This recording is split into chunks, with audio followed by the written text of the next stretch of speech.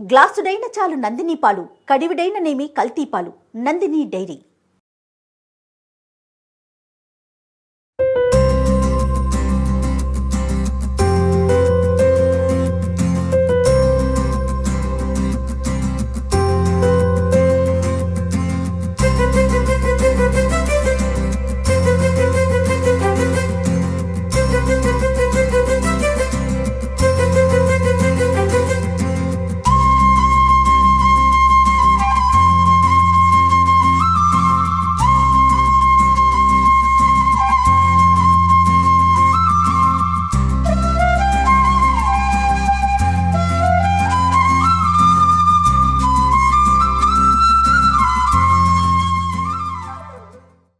నమస్తే.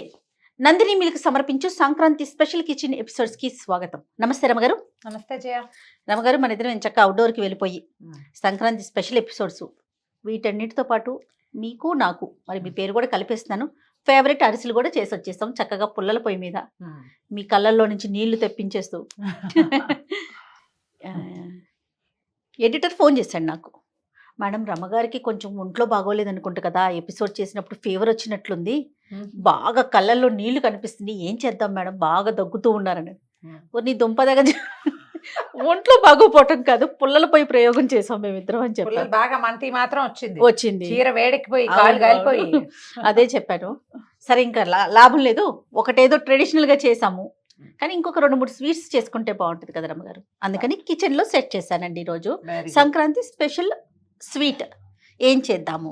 చక్కెర పొంగల్ చేద్దాం. సూపర్ ఈజీ, అందరూ చేసుకుంటారు కదా, ప్రతి వాళ్ళు చేస్తారు. దేశాలను అంటే ప్రాంతాలను బట్టి కొంచెం కొంచెం కొంచెం కొంచెం మారుతున్నాయి. చక్కెర పొంగలేను కానీ చక్కెరతో చేయాలని ఒక సిద్ధాంతం. చక్కెర పొంగలో పాలు పోస్తారు ఇంకొంతమంది. అవునా రమ్మగారు? పాలు పోస్తారు. నేను వైజాగ్ తర్వాత అదే శ్రీకాకుళం వెళ్ళాము చుట్టాలింటికి, వాళ్ళు చక్కెర పొంగల్ వెరైటీగా చేస్తామని చిక్కటి పాలు పోయించుకున్నారు. పాలు ఎందుకు చక్కెర పొంగల్కి అని అడిగా నేను. మేము అలాగే చేస్తామన్నారు. బాగుందండి, బాగుంది. మనకి పొడి పొడిలాడితే అట్లా అనిపిస్తుంది కదా, కొంచెం మరీ అంత శుద్ధగా ఉండదు కదా. అంటే మనం పరవన్నానికి పాలు పోసి చేసుకుంటాం, పరవన్నం వేరు, చూడటానికి చక్కెర పొంగలి వేరా కాదా? కొంచెం వేరే. ఓకే, అంటే చూస్తాను నేను. మీరు చేస్తారు, నేనైతే పాలు పోయినండి. పాలు పోసింది వాళ్ళు ఎవరింట్లోనో వెరైటీగా తినడానికి బాగుంది, కానీ నా ఐడియా అయితే దేవాలయాల్లో ఏది పెడతారో మన వైపు అదే చక్కెర పొంగల్ని మనం సంక్రాంతి పండగకి ఇళ్లలో చేసుకుంటాం. పెద్ద పండుగ రోజున చేస్తాం ఎక్కువగా. ఓకే అండి. మా ఇంట్లో ఎవరైనా పుట్టినరోజులు పెళ్లి రోజులు అయినా మేము చక్కెర పొంగలే చేసుకుంటాం. అవునండి, రైట్. ఎవరిదైనా బర్త్డే అంటే చక్కెర పొంగలి. మేము మా విజయకాయ అయితే స్పెషల్. అయ్యో ఇవాళ మ్యారేజ్ అయినా చక్కెర పొంగల్ చేసి ఇచ్చిదాను కదే అంటుంది, ఒక సెంటెన్స్ ఉంటుంది అన్నమాట. నేను గుడికి వెళ్తాను కదా నమ్మగారు, గుడికి వెళ్ళేటప్పుడు ఫస్ట్ ఏమో కోరుకుంటాను తెలుసా, దేవుడా ఈరోజు పులిహార ఉండాలి, లేదా కనీసం చక్కెర పొంగల్ ఉండాలి. ఈ రెండిట్లో ఏదన్నా పెడితే, చెన్నైలో ఎక్కువగా పెడతారు దద్దోజనం ఒకటి, పులిహార ఎక్కువ కనిపిస్తుందండి. చక్కెర పొంగలి కనపడుతుంది, దద్దోజనం కూడా కనిపిస్తుంది రమ్మగారు. ఇక్కడ కూడా మన దేవాలయాల్లో కూడా కనిపిస్తుంది. మనం ఏం చేద్దాం, ఈజీగా సింపుల్ గా చెప్దాం. ఇంతకు ముందు కుక్కర్ లో చేసిన ఐడియా ఒకటి చూపించాను, మనం గిన్నెలో చేసుకోవటం కూడా చూపించవచ్చు. చాలా సులువు, జస్ట్ దాని మీద కొంచెం మనకి ఐడియా ఉండాలంతే. దీనికి కొలతలు, బేసిక్ కొలత ఏంటంటే మనం ఒక గ్లాసు లేదా ఒక గ్లాసు ఎంత రైస్ ఎంత చూపించారు, ఈ గ్లాస్ అయినా కప్ అయినా గిన్నె అయినా కేజీ అయినా ఏదైనా సరే, మనం జనరల్ గా ఇళ్లలో ఏం చేసుకుంటాం, కేజీల కొలతలు ఎంతసేపు తీసుకుంటాం, కేజీల కొలతలో కొలుచుకోం కదా, సాధారణంగా గ్లాసుల కొలత చేసుకుంటాం. నా లెక్క ఎప్పుడు గ్లాస్ లోనే ఉంటుంది. ఇంట్లో కేజీలు ఎక్కడ చేసుకుంటున్నామండి? కేజీలు కాదు, 100 గ్రాములు 50 గ్రాములు కొలతలు కూడా ఎవరి వల్ల అవుతాయమ్మా. ఓ గ్లాస్ చూపిస్తే హాయిగా ఉంటుంది కదా. అంటే మీకులాగా చెయ్యి తిరిగిన వాళ్ళు అనుకోండి, అలా వేసి ఇలా చేసేస్తారు. ఇప్పుడు మాకులాగా ఫస్ట్ టైం చేస్తున్నాం, సెకండ్ టైం చేస్తున్నాం అన్న వాళ్ళు చక్కగా ఎక్కడ తేడా వస్తుందని చెప్పి కొలతలు, అన్ని కొలతలు పెట్టుకొని వెయిట్ చూసుకొని మరి చేసుకుంటాం. మీరు ఉప్మాకి కొలత కొలుసుకుంటారా, అందాజుగా పోసేస్తారా నీళ్లు? కొలుస్తారు, చెప్తా ఆ సంగతి. చెప్తారా? చెప్పండి. ఇప్పుడు గ్రాముల కొలత ఎవరి వల్ల దానికి ఒక మెషిన్ సాధనం కావాలి, ఉండాలి. సాధనాలు వద్దు మనకి, గ్లాస్ కొలత పెట్టుకుందాం హాయిగా. బియ్యం ఓ గ్లాస్ బియ్యం, ఓ కప్పు బియ్యం అని చెప్పుకోమా. 100 గ్రాముల బియ్యం, 150 గ్రాముల బియ్యం అని చెప్తావా? లేదు, అందులోకి వెళ్ళొద్దు మనం. ఒక గ్లాస్ బియ్యం అనుకోండి, ఒక గ్లాస్ బియ్యం వండదలుచుకుంటే అందులో హాఫ్కి కొంచెం తక్కువగా పెసరపప్పు వేయించుకోండి మొదట. ఇదిగోండి, స్టవ్ ఆన్ చేశారా? చేసేసా స్పీడ్. ఓకే. పెసరపప్పుని సన్నటి మంట మీద దోరగా కలర్ వచ్చేలాగా వేయించండి. పెసరపప్పు రెండు రకాలు. ఇలా పచ్చి పెసరపప్పు బియ్యంతో కలిపి వండేసినా బాగానే ఉంటుంది, శుద్ధగా కలిసిపోతుంది. మనం పెసరపప్పు వేయిస్తే పెసరపప్పు భావకం కనపడుతుంది, కొంచెం డిఫరెంట్ గా ఉంటుంది, రుచిలో తగులుతుందా, కొంచెం తగులుతుంది. తర్వాత ఏంటంటే వేగిన తాలూకు వాసన వేరే పలవరింపు వస్తుంది, వేరే రకమైన వాసన. ఇది కూడా ట్రై చేద్దాం, అందుకని ఇది చూపిస్తాను. పెసలు కానీ మినుములు కానీ వేగితే ఒకలాంటి మంచి వాసన. ఉప్మా గురించి అడుగుతున్నా కదా, అమ్మున్నారు అందాజుగా పోసేస్తారు అమ్మగారు రవ్వ నీళ్ళు అంతా. నేను అట్లా కాదు, ఒక గ్లాస్తో రవ్వ పోసానా అదే గ్లాస్తో 2 గ్లాసులు నీళ్ళు పోసి ఒక చుక్క అటు ఇటు అయినా బాగా రాదేమో అన్న ఒక ఫీల్. అంటే లెక్క నేను చెప్తున్నా, అంటే నాకు ఒక చుక్క అటు ఇటు అయినా బాగానే వస్తుంది, కానీ నేను కూడా గ్లాస్ కొలత 3 గ్లాసులు పోసేసాం అనుకోండి, పోసేటప్పుడు రవ్వను కొంచెం చూసుకోవాలి అంతే. మనం సన్న మంట పెట్టండి, దీన్ని దోరగా వేయించండి. చక్కగా మన దగ్గర ఇతడి గిన్నె ఏదో ఉంటే అందులో కూడా వేసి కూడా వేయించేసుకోవచ్చు. ఇది ఒక పెద్ద గ్లాసు బియ్యానికి 1/2 గ్లాసు పప్పు, 1/2 గ్లాస్ కంటే కొంచెం తక్కువ, పూర్తిగా అరగా సగం సగం అని అనుకోవద్దు, కొంచెం తక్కువ వేసుకోవచ్చు. ఇదే చూడు దోరగా వేగిపోయింది పప్పు. అవునండి కదా. స్టవ్ పెద్దాము, స్టవ్ ఉంచుకోవచ్చు. మనం జీడిపప్పులు కిస్మిస్లు అన్నీ ఇదే వేయించేసుకుంటే సరిపోతుంది. చూడు ఇట్లా రంగు వస్తే బాగుంటుంది. ఇంకా గింజలు నల్లబడినివ్వకండి, మధ్యలో మాడు మొహాల్లాగా కనపడే అందంగా ఉండదు. మంచి వాసన కూడా వస్తుంది. ఇప్పుడు ఏం చేద్దాం, ఇప్పుడు ఒక గ్లాస్ మన కొలత కప్పు కొలత సగం పప్పుని మనం వేయించాం కదా, దీనిలోనే మనం జీడిపప్పు వేయించేసుకుంటే అయిపోతుంది. వేయించుకుందాం. ముందు ఇందులో బియ్యం పోసేసి కడిగేద్దు, కానీ బియ్యం పెసరపప్పు 2 కడిగేసి పోసేయండి, ఏం పర్వాలేదు. వేడి దాంట్లో పోస్తున్నాను, నేను భయపడక్కర్లేదు. భయపడండి అమ్మగారు. శుభ్రంగా కడిగేసి మామూలు చక్కెర పొంగల్లో బేసిక్గా ఎండు కొబ్బరి లేదా పచ్చి కొబ్బరి వేయించిన ముక్కలు జీడిపప్పులు వేసుకుంటాము. అవి 2 కూడా వేయించి పక్కన పెడితే ఇక మళ్ళీ ఈ మూకుడు పెట్టాల్సిన పని లేదు. అవును, ఆ చేత్తో ఆ పని చేయండి, ఎందుకంటే ఆల్రెడీ వేడికిపోయింది కదా, వేస్ట్ కాకుండా ఉంటుంది. కొబ్బరి ముక్కలు జీడిపప్పులు వేయించేసుకుందాం. వేయించుకోవడానికి ఈ మూకుడు పక్కన పెడదాం. వేయించుకోవడానికి నెయ్యి కావాలి కదా, మీకు ఇష్టమైన మీ ఫేవరెట్ పదార్థం నెయ్యి. ఆ నెయ్యి నందిని మిల్క్ నుంచి వచ్చిన స్వచ్ఛమైన ఆవు నెయ్యి రమ్మగారు. ఆవు నెయ్యి అండి, ఎందుకంటే మనకి దేవాలయాల్లో కానీ ఎక్కడైనా పాయసం కానీ పరవన్నం కానీ పులిహోర కానీ ఎంత స్వచ్ఛంగా ఉంటుంది. ఆవు నెయ్యిని ఆవుతో చేసిన పదార్థాలని వాడటం వల్ల, ఆవు నుంచి వచ్చిన పదార్థాలని వాడటం వల్ల అంతే స్వచ్ఛమైన ఆవు నెయ్యిని నందిని మిల్క్ వారి స్వచ్ఛమైన ఆవు నెయ్యి వాడి మనం ఈరోజు చక్కెర పొంగల్ చేస్తున్నాం. ఓకే, వేనా ఆవనంగానే ప్యూరిటీ కదా జయ. అవును రమ్మగారు, మనకి తల్లిపాల తర్వాత అంత స్వచ్ఛమైనవి అంటే అంత మంచిది. వెయ్యి కొద్దిగా ఆవు నెయ్యి అంటారు, ఒకవేళ తల్లికి పాలు లేవనుకో చాలు, మళ్ళీ వేసుకుందాం. కలరే చూసారు, మంచి పసుపచ్చ రంగు. కొబ్బరి ముక్కలు వేస్తున్నాను. పచ్చి కొబ్బరి వేసుకోవచ్చు, ఎండు కొబ్బరి కూడా వేసుకోవచ్చు, మీ ఇష్టం. ఎండు కొబ్బరి అయితే కనుక చిప్పని ఒకసారి శుభ్రంగా పొడి బట్టతో మంచిగా శుభ్రంగా చేసుకొని ఆ ముక్కలు కట్ చేసి పెట్టుకోండి. వీటిని వేయించేసుకుంటే సరిపోతుంది. ఇది వేగాక కొబ్బరి ముక్కలు వేగిన తర్వాత జీడిపప్పులు వేసి వేయించేసుకోండి. మీకు ఒకవేళ కిస్మిస్లు మీ ఛాయిస్గా ఉంటే కిస్మిస్ కూడా వేసుకోవచ్చు. ముక్కలు వేగిపోయినాయి. ఇంత నెయ్యి అక్కర్లా, ఫస్ట్ టైం ప్యాకెట్తో వేయటం వల్ల మనకి ఎక్కువ పడింది అంతేగాని. అంటే అట్లా కూడా కాదు, నాకు అనిపించింది, కానీ మీ ఫేవరెట్ కదా అందుకని. మనకి చక్కెర పొంగల్లోకి మరి కాస్త నెయ్యి అవుతుంది. అవును, నెయ్యి పడుతుంది. జీడిపప్పులు వేగాక తీసేసేయండి. తీసేయండి అమ్మగారు. మీరు కిస్మిస్ వేస్తారా? కొంచెం తక్కువ, ఇందులో పెద్ద నచ్చదు, ఎప్పుడైనా వేస్తూ ఉంటాం కానీ. ఓకే, ఇప్పుడు మనం ఇతర గిన్నె సంగతి చూద్దాం. ఇతర గిన్నె పెట్టుకోండి, చక్కగా ఏదైనా మందపాటి స్టీల్ గిన్నె అయినా పెట్టుకోవచ్చు, అంత ఇబ్బంది ఏం లేదు. దీనికి ఏంటంటే 1కి 2 నీళ్ళు పోసి స్టవ్ మీద పెట్టేద్దాం. అన్నం హై మంటలో కాకుండా కొంచెం మీడియం మంటలో ఉడికిస్తే సరిపోతుంది. అదే నీళ్ళు సాధారణంగా మనము దేవుడికి పెట్టుకునే నైవేద్యాలకు ఒక సపరేట్ గిన్నె పెట్టుకుంటాం కదా గారు. పోసే స్పీడ్గా 1కి 2 నీళ్ళు పోస్తే సరిపోతుంది. దీన్ని ఏంటంటే హై మంట మీద పెట్టామంటే నీళ్ళు ముందు ఎగిరిపోతాయి. అంత కాకుండా మీడియంలో కనుక పెడితే, మీరు వేలి కొలత చూసుకునే అలవాటు ఉన్న వాళ్ళైతే ఇలా చూస్తే ఇక్కడ దాకా చూడండి, నా వేలు ఎక్కడ దాకా తడిసినాయి. అవునండి, ఇక్కడికి ఇది 1కి 2 పోస్తే ఇలా వస్తుంది. ఓకే, నీళ్ళు పోసి పెట్టేయండి. దీన్ని స్టవ్ వెలిగించడం, అన్నం ఉడకనివ్వాలి. ఈ లోపల మనం ఇంకొక పని చేద్దాం. ఇది వరకు మొదటి రోజుల్లో అమ్మ వాళ్ళు ఎట్లా చేసేవాళ్ళు అంటే అన్నం ఉడికిన తర్వాత బెల్లం సన్నగా తరిగి కొంత పంచదార కొంత బెల్లము కలిపి పోసేసేవాళ్ళు అన్నంలోనే. ఇందులోనే అన్నంతో పాటు నిదానంగా ఉడికేది. అసలు ఈ మెథడ్ మానేసాం, ఎందుకంటే మన బెల్లం ఎప్పుడు ఏదో చెత్త చెదారా ఉంటుంది. అవునవును. అందుకని బెల్లము కొంచెం కరగబెట్టుకుంటే బాగుంటుంది. ఓకే. చక్కెర పొంగల్కి పూర్తి స్థాయి బెల్లం వేస్తే ఏమవుతుందంటే టంగుగా అవుతుంది. చల్లారిన కొందికి అది ఇట్లా ముక్కల్లాగా విడుతుంది తప్పిస్తే మృదువుగా ఉండదు. అవును. అందుకని మనకి పాకం అంత బాగా అంత గట్టిగా అయిపోకుండా ఉండడానికి కొంచెం పంచదార వేసుకుందాము. దీనికి ఏంటంటే డబల్ వేయాలి. మనం 1 కప్పు బియ్యము, 1/2 కప్పు పెసరపప్పు వేసాం కదా. ఇప్పుడు ఎన్నైనా కప్పున్నర అయినాయి కదా. 2 కప్పుల 2 పెద్ద కప్పుల తీపి కావాలి మనకి. అందుకని 1 కప్పు బెల్లం వేసుకుందాము, 2 కప్పుది పంచదార వేసుకుందాం. పాకం పెడతామా? పాకం పెట్టుకుంటే ఒక గిన్నెలో, చిన్న స్టీల్ గిన్నెలో వేసుకోవడం. దీన్ని అది కూడా మళ్ళీ 2 మెథడ్స్. పాకం పట్టుకుని ఇందులో పోసుకోవడం, లేదా పెద్ద గిన్నెలో పాకం పట్టి ఇదే ఎత్తి దాంట్లో వేయటం. మీకు ఏ పాత్రలు వీలుగా ఉంటే ఆ పాత్ర పెట్టుకోండి. ఒక పెద్ద కప్పు బెల్లము, 2 కప్పు తోటి పంచదార. మీ బెల్లం ఎక్కువ కావాలి అని అనుకుంటే కనుక బెల్లం ఎక్కువ వేసుకుని పంచదార కొంచెం తగ్గించుకోండి. కొలత దీనికి మనం 1కి 2 వేస్తాం. ఇప్పుడు బియ్యం కొలత ఉంది కదా, దానికి డబల్ వేసుకోవాలి తీపి. ముందు వెనక అది ఇది ఏది తక్కువ ఎక్కువ కావాలంటే దాని ప్రకారం మన రుచిని ప్రకారం చేసుకోవచ్చు.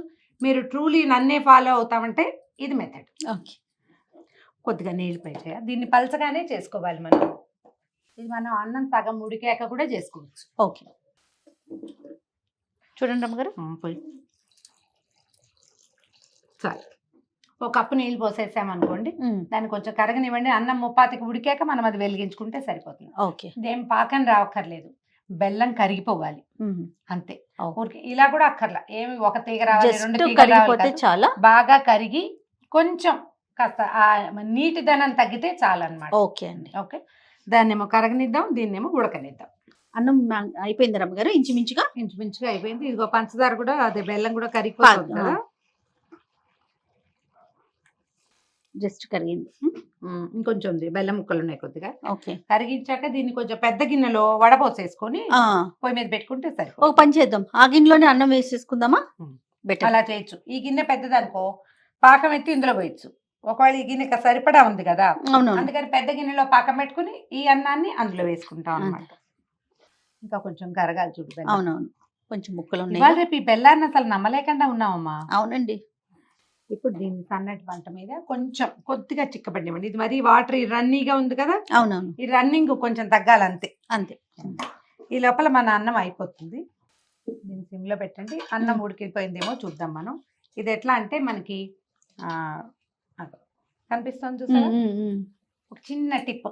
అన్నం ఉడికిందో లేదో చూడాలంటే గరిటె పెట్టి కాలేసి ఏం చేయక్కర్లా, జస్ట్ దీని దగ్గర చెవి పెట్టి వినండి.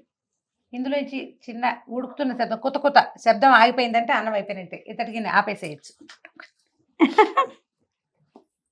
పక్క సౌండ్ ప్లాంట్గా చేయాలి అంతే. అవునమ్మ గారు, ఏం రావట్లేదు, శబ్దం రావట్లేదు అంటే స్టవ్ ఆపేయటమే అంతే. అంటే మనం సరిపడా నీళ్లు పోసినప్పుడే ఈ పద్ధతి మనం వేరు కొలత పెట్టుకుంటాము. ఇప్పుడు ఇంకా కొంచెం తడి ఉంటే కనుక ఈ ఇత్తడి గిన్నె వల్ల అది నిదానంగా సెటిల్ అయిపోతుంది. చాలు. ఈ లోపల ఇది కొంచెం చూద్దాం దాని సంగతి. మనము ఇప్పుడు ఇది బోల్డ్ అంత అవుతుంది. చిన్న గ్లాస్ కూడా చేసుకోవచ్చు, అది కూడా అంత అవుతుంది. ఒక 4-5కి చక్కగా సరిపోతుంది. ఇది మామూలు కాఫీ గ్లాస్ ఉంటుంది చూడు, కాఫీ గ్లాస్ కొలతతో చేసినా కూడా పప్పు కూడా ఉంటుంది కదా, చక్కగా సరిపోతుంది. మనకేంటంటే మనం పెట్టిన పాకాన్ని ఈ అన్నం పీల్చుకోవాలి. మన ప్రాబ్లం అది. ఇందులోనే బెల్లం వేసి కూడా వండుకోవచ్చు. ఇది ఈజీ మెథడ్ చెప్తున్నాను. అవునండి. చూడు అన్నం కనిపిస్తుంది కానీ క్లియర్. అవునండి, జిగురుగా వస్తుంది. ఇప్పుడే పాకం రావటల్లా, జస్ట్ జిగురు అవుతుంది. చాలు.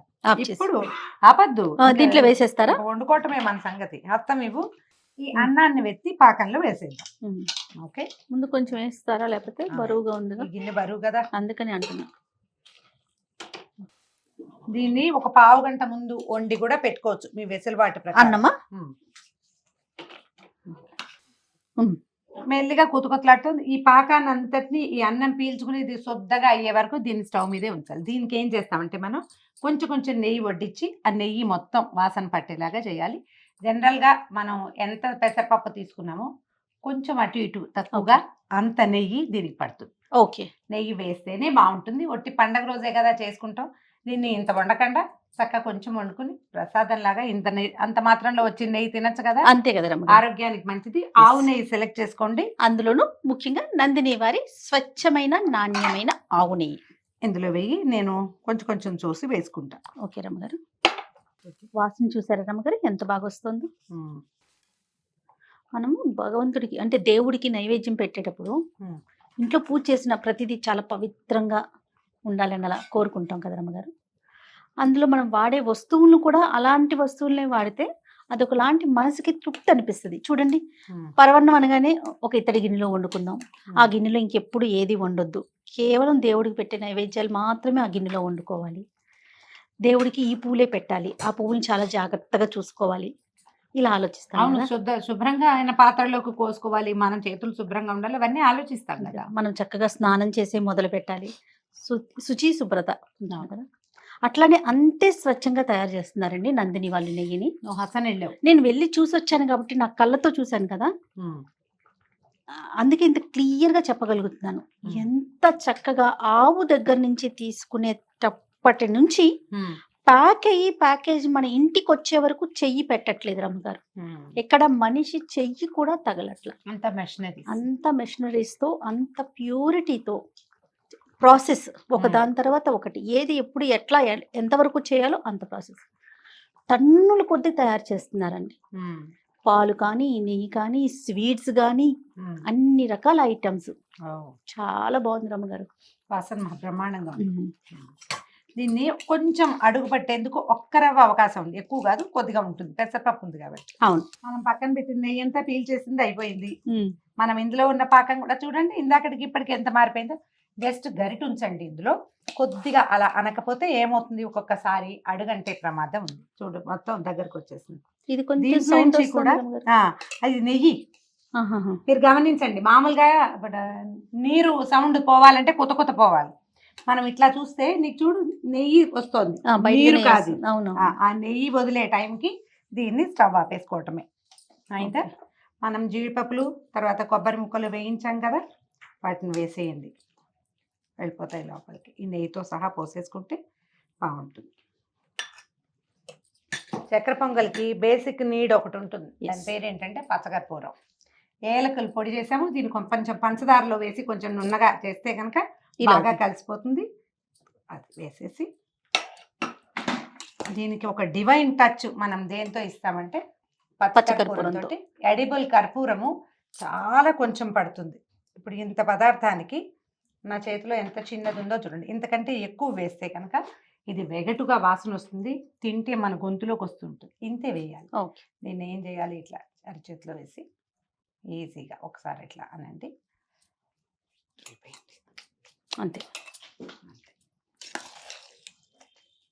మీకు ఇమీడియట్గా ఇప్పటికిప్పుడు రంగనాథ స్వామి దేవస్థానంలో నుంచున్న ఫీలింగ్ ఇది తెప్పించేస్తుంది. అవునండి, కర్పూరం పడితే చాలు వచ్చేస్తుంది, అయిపోయింది. ఇంకా కొంచెం సరదాగా ఉంటే ఇంకో 2 స్పూన్ల నెయ్యి వేసేయండి ఇందులో. మీకు అనిపిస్తుందో చెప్పండి, ఇచ్చేస్తా. ప్యాకెట్ నా దగ్గరే ఉంది, నందిని నెయ్యి.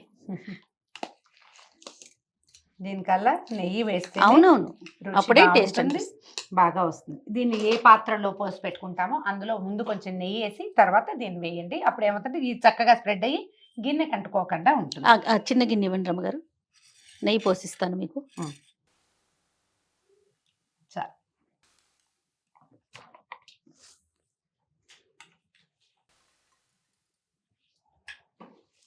నెయ్యి వేసాక ఇందులో వేసేస్తే సరిపోతుంది. ఎలా మెరుపుగా వస్తుందో చూడు. అవును రమ్మగారు. పైన కొద్దిగా జీడిపప్పులు కొబ్బరి ముక్కలతోటి మీకు కావాల్సినట్టుగా అలంకారం చేసుకోండి. దేవుడికి పెట్టేటప్పుడు అలంకరించకూడదు. ఇప్పుడు మనం ఇది ఈ బౌల్లో వేసి మనం దేవుడికి నివేదన పెడతాం అనుకోండి, అవును, పైన ఒక్క చుక్క నెయ్యి వేసి నివేదన చేస్తే సరిపోతుంది. మనం కింద వేసిన నెయ్యి అంచుల్లోకి పైకి వచ్చింది. పూర్తిగా బెల్లమే వేస్తే ఇంకా బాగా బ్రైట్ ఎల్లో కలర్ అనిపిస్తుంది. మనం కొంచెం పంచదార వేసాం కదా, అవునండి, అందుకని కాస్త లైట్ కలర్ లో వచ్చింది. గుమగుమలాడే సంక్రాంతి స్పెషల్ ఏం చెప్పాలి, చక్కెర పొంగలి నెయ్యితో. అది కూడా నందిని వారి నెయ్యితో, ఆవు నెయ్యితో చేసిన చక్కెర పొంగలి. సో సుమన్ టీవీ ప్రేక్షకులందరికీ ఇంకొకసారి సంక్రాంతి శుభాకాంక్షలు.